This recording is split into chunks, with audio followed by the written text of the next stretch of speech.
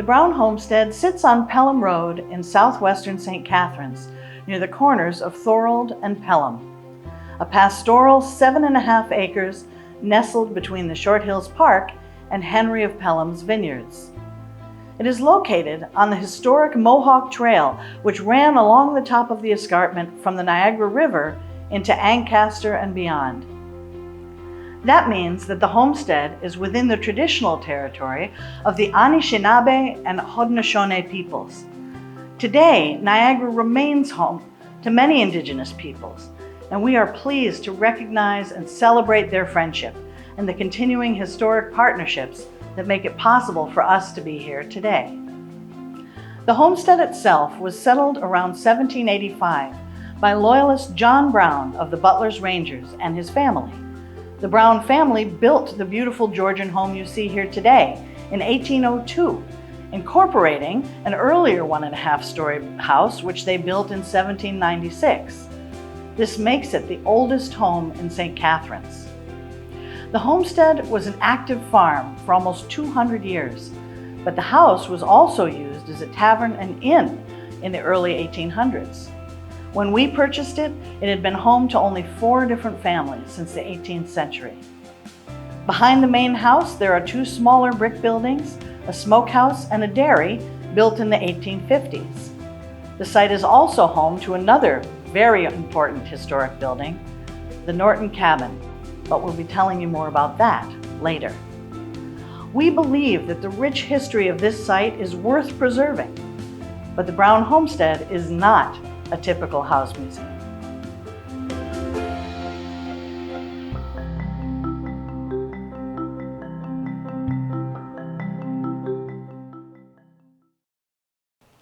At the Brown Homestead, we are reimagining what historic sites can be. Understanding our past is not merely to learn what happened, but is also to determine what should happen next. This focus on the future encourages historic places that are sometimes neglected and often overlooked to become thriving, vibrant places that are essential to their communities. By balancing traditional knowledge with fresh perspectives, historic sites can and should become creative educational leaders and even community catalysts. These principles guide us here at the Brown Homestead. As we move through our plans with you, you will see how each stage of planning, each building, each space, and each project is grounded in these values and in our vision for the future. We're going to begin by introducing you to our space program for the site. After 2 years of community outreach and hard work to stabilize the John Brown House and the Norton Cabin, our thoughts about what to do here at the site had begun to come together. So, in 2019, we had a feasibility study done to examine the demand for and the sustainability of our ideas. The results were encouraging, and we spent a good part of 2020 working with our team of consultants to determine what the adaptive redevelopment of our 7.5-acre historic site would look like.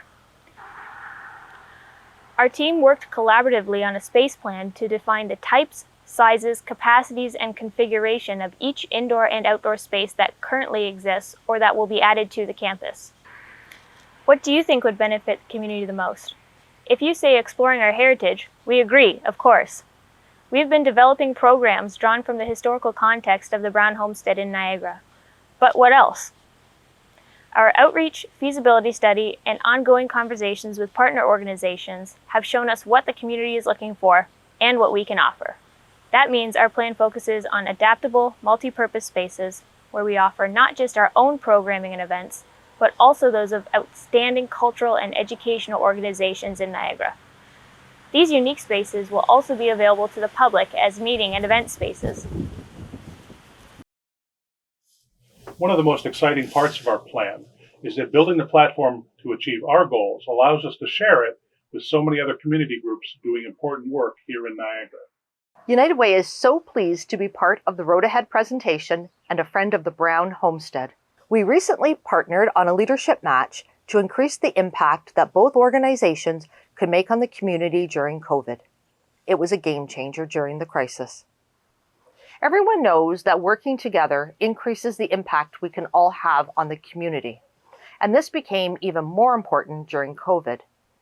One of the examples from United Way was our ability to bring together a group of people that we may not have worked with.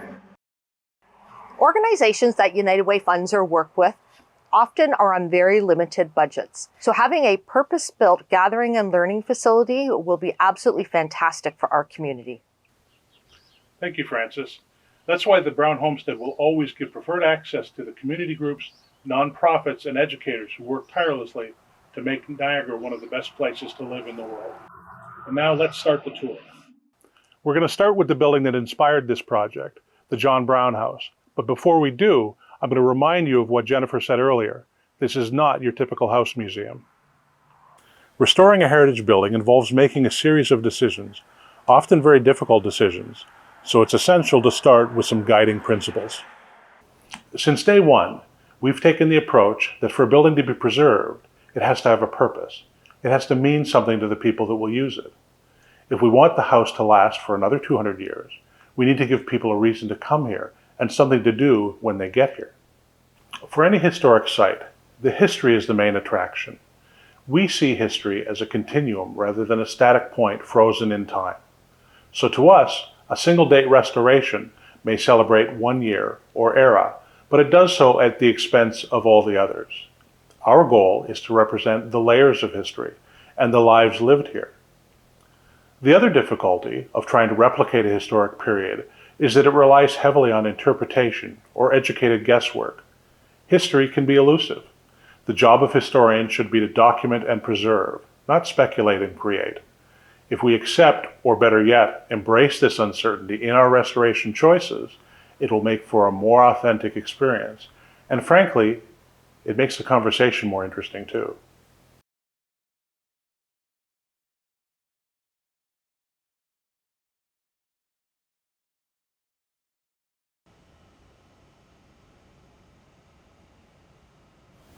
Welcome to the dining room of the John Brown House. For more than 200 years, families and their guests have gathered here. In keeping with that history, and because it is the largest space on the main floor, this has been our primary indoor space for programs and events, like our first volunteer family meal or the 2018 Brown Family Reunion, when we were visited by more than 110 Brown descendants. The traditional stenciling you see on the walls is a modern interpretation based on the Georgian-era stenciling that once decorated this room. Samples of the original design were found here by the last owner of the home, who was also a historian and archaeologist. This room is also featured in a book by a North American stenciling expert who had an entirely different interpretation of the colors and pattern. This all leads to one of the intriguing restoration choices that Andrew mentioned. We will, of course, preserve and protect the original Georgian samples that remain, and we will save parts of the newer interpretation as well. But where do we go from there? Similarly, for a long time, this room was divided into two. The Powers family used half of it for their kitchen and the other half as their dining room. Is there a visual way we might indicate the former divide that would celebrate that part of the house's history? How do we celebrate the whole life of this room and still make it comforting and welcoming to people today? The possibilities are endless. What would you do here? As you think about that, we will move on to the parlor.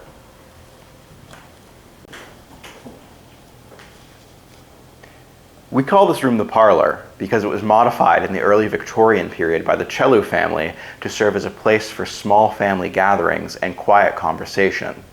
But in the early 1800s, when the John Brown House was used as a tavern, it was very different. This room would have been bustling with people traveling on the Dundas-Niagara stagecoach line, stopping in for a drink and a place to stay. Again, we face intriguing restoration choices. Do we keep the restored birdcage bar to represent the early tavern days, or the Victorian crown molding and plasterwork to favor the later period? One of the more playful ideas we have for this room celebrates history's continuum. It involves the creation of a mural depicting an early tavern brawl on one side, while Victorian women sipping tea look on with disdain from the other. Once completed, this will be a unique room for small gatherings or afternoon teas, or to serve food and beverages for larger events in the house. Now, Let's move on to the summer kitchen.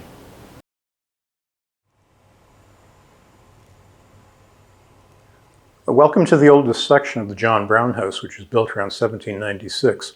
In fact, for a few years, this room and the loft above it was the entire house that the Brown family lived in. Once the larger Georgian house that you see was built around 1802, this wing became the summer kitchen where the family could cook during the warm weather without heating up the rest of the house. We have an exciting project lined up for this room. As the oldest part of the house, it sits over a small crawl space. There have been a number of artifacts that have been found down there that tell us a lot about the earliest years of the house. So before we get to work in here, we have to lift the floorboards, do an archaeological survey of the dirt floor underneath. We can't wait to see what we might find. Once that project is complete, this space will be the heart of our heritage culinary programming. If there's one thing that our surveys and outreach have shown, it's that Niagarans, and our guests, love to eat. This will be a space for open hearth cooking demonstrations and classes, which means restoring the chimney and the bake oven, as well as adding some period cabinets, a butcher's block table, and a dry sink. Can you imagine all the sights, smells, and sounds that are going to be going on in this room when people are here preparing period food like bread prepared using authentic recipes? Yum. Right beside the oldest part of the house is the newest, this garage, which was added in the 1920s. This photo shows the house as it was before the garage was added and how it has changed over time. One of our more ambitious plans involves the conversion of this garage into a prep kitchen to support our traditional cooking space. This will allow us to host larger dining events in the house, often working with some of Niagara's fantastic chefs. Next, let's go upstairs. Welcome to the John Brown House Ballroom. In true Georgian fashion, this room was originally the same dimensions as the dining room downstairs, spanning the depth of the house. Over time, however, this once magnificent space was divided into separate rooms, likely by families wanting more bedrooms for their children. As one of the most untouched spaces in the house, it presents opportunities to understand more about the history of the house. You can practically see the different decades in the many layers of wallpaper found right here in this room. We plan to celebrate and showcase our discoveries as we prepare the ballroom to be a truly unique space for smaller events, classes, and exhibits.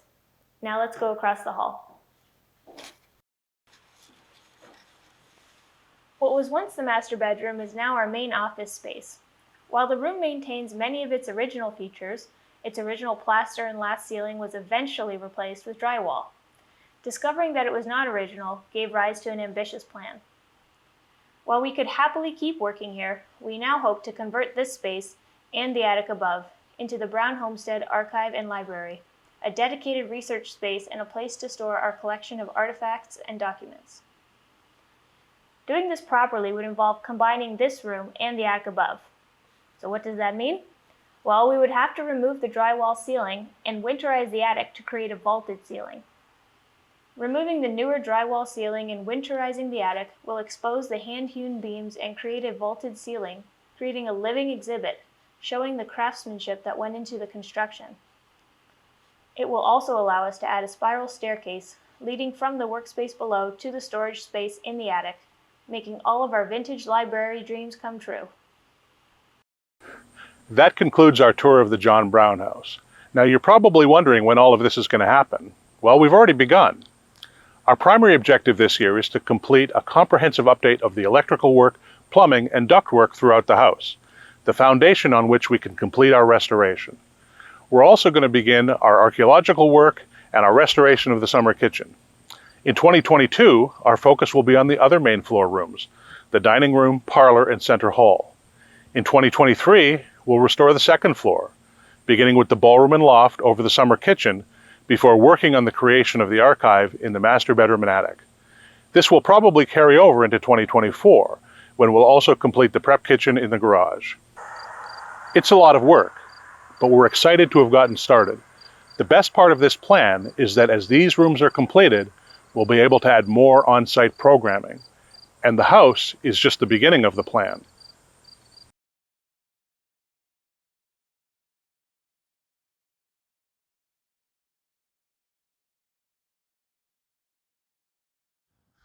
The Brown Homestead is made up of over 7 acres of property, and we've got plans for all of it. This is the house, and this is the homestead, and I'm standing here in the meadow. As we're restoring the house, we'll also be moving ahead with our plans to adapt and build other structures on the site so that we can make the most of it. At the edge of St. Catharines, we are a gateway to the incredible short hills, the Niagara escarpment, and our beautiful farmland and vineyards. Niagara is rich in history and culture, and this will be a very special place where we can gather to experience it together. People have gathered together to hear and see stories acted out for all of human civilization. It is a basic human need to gather, to share stories, and it serves so many others. One of the major aspects of this is the building of community through the act of shared empathy. As a verb, civilization asks us to move forward toward a higher state of enlightenment as societies. For me, that comes from a place where art and culture meet. Once we move past basic survival, we must ask ourselves bigger questions, often unanswerable questions. Obviously, we currently live in a society that has been denied the benefits of these gatherings for 18 months, and we see the impacts of isolation and reduction in empathy that have resulted.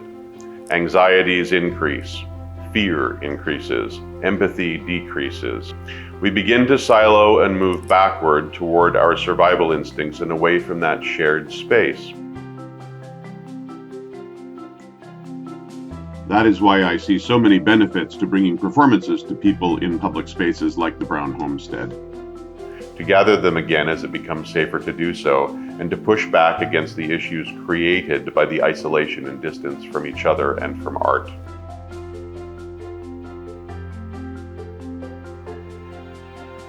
What also becomes clear to me in the last 18 months is certainly an amplification of the role of the arts in community enfranchisement and how that has been denied to so many. When we force certain sectors of our society to exist in a survival mode and simultaneously exclude, intentionally or not, some groups from participation in public art making and in the witnessing of art, we deny them their space within that civilization. Art is about all of us together. It's for all of us. An audience at a live performance is a community. Sitting with those people, sharing a common narrative, a shared moment of beauty, shared grief or shared joy, even discussing the events together afterwards.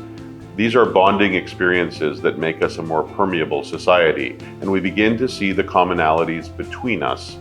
We begin to understand each other a bit better and become willing to explore each other's points of view. It is in many ways the antithesis of the kind of echo chambers of social media and certain polarized news sources. For me, I want a world where we can respectfully disagree and debate ideas towards making a better world. Since our inception in 2015, we have been looking for a barn to recreate the pioneer-era farmscape of the Brown Homestead. After all, what good is an old farm without a barn? The good news is that we have one. In 2018, we came across a masterpiece. The Eckert barn was built of hand-hewn timbers and was constructed in the German Mohawk Valley style around 1810, which is within 10 years of the construction of the John Brown house. A few years ago, when the Eckert property in Markham was purchased by developers, the barn was meticulously dismantled and documented by the famous Niagara historian Peter Stokes. It has been carefully stored and is ready to be moved to the homestead, where it will be an incredible 3-season event space for all different types of activities, starting with an old-fashioned barn raising festival.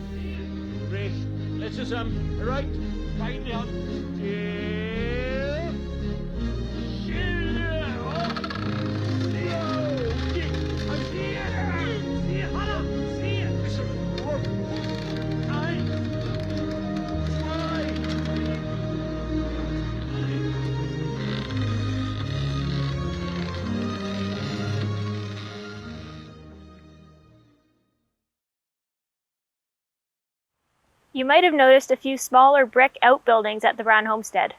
I'm referring to the dairy and the smokehouse. Both are original to the site and were built around the end of the 1850s. With all the work being done on the house in the past few years, We have been using the dairy as a workshop, but we envision another use for this wonderful space that we think will excite a lot of people. What better way to reimagine this quaint little dairy than as an ice cream stand? During the heat of the summer, this will be the perfect place for our visitors, or the runners, hikers, and bikers of Short Hills Park, to come and grab a refreshing ice cream cone or lemonade before relaxing outside in our gardens. Oh, thank you. We'll get back to the gardens in a minute, but first we have another important historic building to talk about. This small cabin was built on the shores of the Grand River in Caledonia around 1817 by the Mohawk chief Tayonan Hokarawan, also known as Major John Norton. It was moved to the homestead in the 1990s to save it from demolition. In 2011, Norton was designated a person of national historic significance in Canada. Not only was he the Mohawk chief who succeeded Joseph Brant, but he was also an Indian Department interpreter and a great educator. He spoke and wrote more than 16 languages and was even instrumental in the first translation of the Bible into Mohawk. Although overlooked for some time by historians, Norton was rediscovered following the publication of his journal, which includes the only known first-hand Indigenous account of the War of 1812. The journal also contains comprehensive documentation of his experiences with many different Indigenous communities across Ontario and the United States. This has led many to consider him one of the earliest anthropologists. Parts of Norton's journal were discovered in this cabin in the 1940s. As caretakers of the past, the presence of this important artifact comes with significant responsibilities as well as opportunities. In fact, the Norton cabin has inspired perhaps our most ambitious project.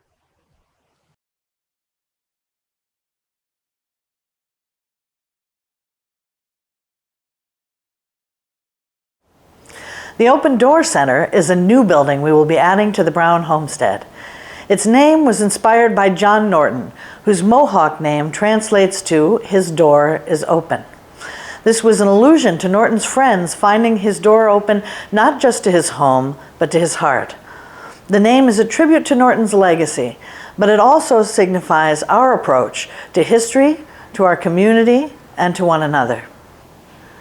The Open Door Center will be designed to showcase the best in traditional and contemporary building methods with an eye towards LEED certification, the most rigorous green building rating system in the world. Education has always been part of our site work, and both the building process and the building itself will serve as teaching tools. The heart of the Open Door Center will be our community hall, a bright, open indoor courtyard which will house the Norton cabin at one end.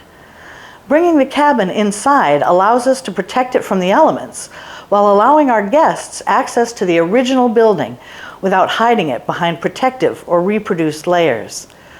Other outdoor elements will also be incorporated inside the building, including a living wall and large windows designed to ensure that the views of our grounds, the escarpment, and the vineyards remain part of the indoor experience. Our community hall will be a unique and compelling place for larger events, including seminars and lectures, dining, art and artifact exhibitions, and live theater and music.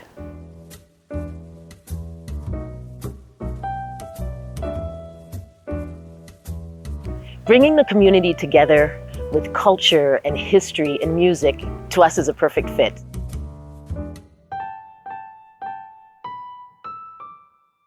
Part of our mission is to keep the art form of jazz alive by uniting the Niagara community and beyond. And here in Niagara, there's just such a wealth of nature and history, and especially here at the Brown Homestead. We've been hosting events for 8 years here in the Niagara region, events from thousands of people in parks to events online. But there's something so special about intimate events. And to have an intimate event here at the Brown Homestead to combine the whole historical aspect of the Niagara region is going to be truly fantastic. We're very excited about bringing our events here.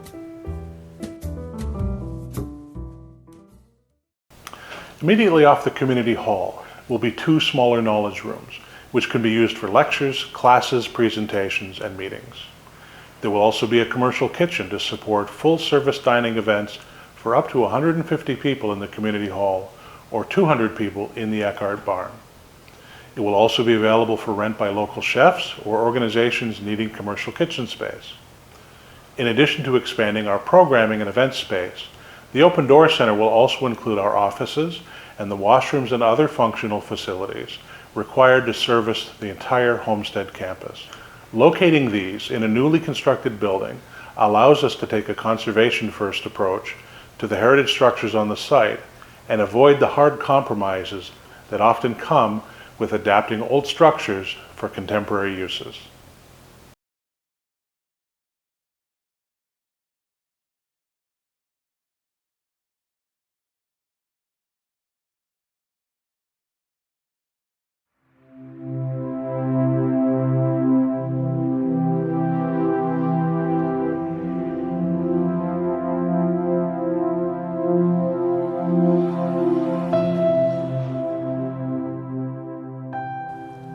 Of course, there's a lot more to any historic site than just the buildings. In addition to connecting with the beautiful natural spaces around us, we have a lot planned for our outdoor spaces as well.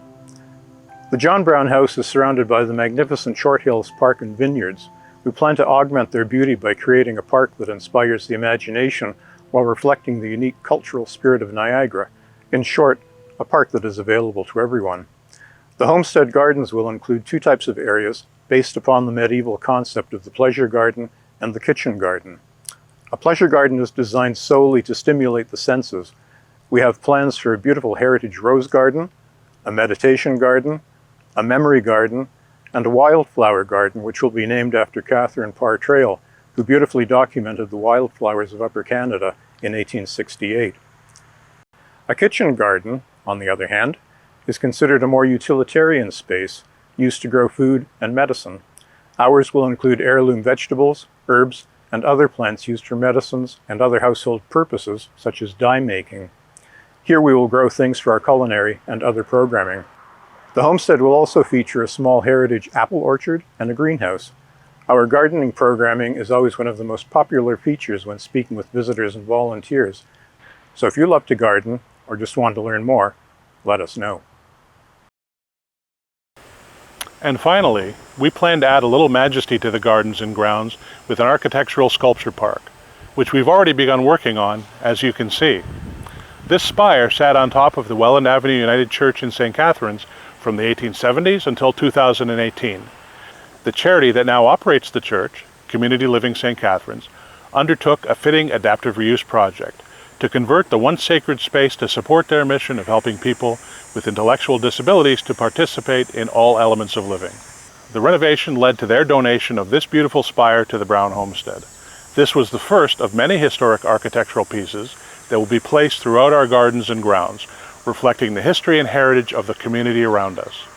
We've continued to receive donations of other interesting pieces and are looking to add more. Our collection will not be limited to just older pieces. We'll also include interpretive contemporary sculptures that enhance our vision of the site. For example, we'd like to incorporate one or more invisible statues in the tradition of Julian Vos Andre across the site. As you can see, the statues disappear as people walk past them. Both of these elements, the architecture and the statues, will be used to celebrate our heritage and illustrate history's continuum and its elusive nature. As with the John Brown House, we have a timeline for the barn, the Open Door Center, and the gardens. While we focus on restoring the house over the next 3 years, we will be working with architects to design these features, and with the City of St. Catharines, the Niagara Region, and the Niagara Escarpment Commission to obtain the permissions and the permits that we need. We will also be undertaking a significant fundraising campaign to fund everything we have just outlined. Our research and our outreach have shown that our plan meets many of Niagara's needs, and just as importantly, it is sustainable. But it will take significant community investment to realize this vision for Niagara's homestead. At the Brown Homestead, we are stewards of the past, working to create a brighter future through creative education, nurturing human relationships, and inspiring a growing passion for learning. If you like what you've heard today and see a place for yourself and your family here at the homestead, we hope that you will consider making a donation to help with this important work. You can donate online or by reaching out to us. We look forward to seeing you here, whether as a partner, a volunteer, or a guest. Remember, there is something at the Brown Homestead for everyone. Our door is open.